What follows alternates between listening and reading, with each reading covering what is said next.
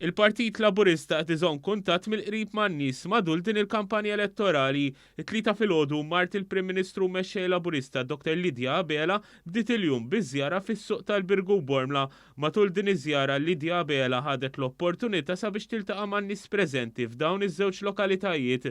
Hija ntlaqet tajjeb min nies preżenti fejn ħadu l-opportunità jesprimu s-sodisfazzjon tagħhom għal proposti imħabbra mill-Partit Laburista sa issa, miżuri li se jaraw aktar spazji miftuħ għal pubbliku, żidiet fil-pensjonijiet u tnaqqis fit-taxxa l kulħadd fost oħrajn. Flimkien ma' Dr. Abela kien hemm il-kandidati tat-tieni distrett elettorali.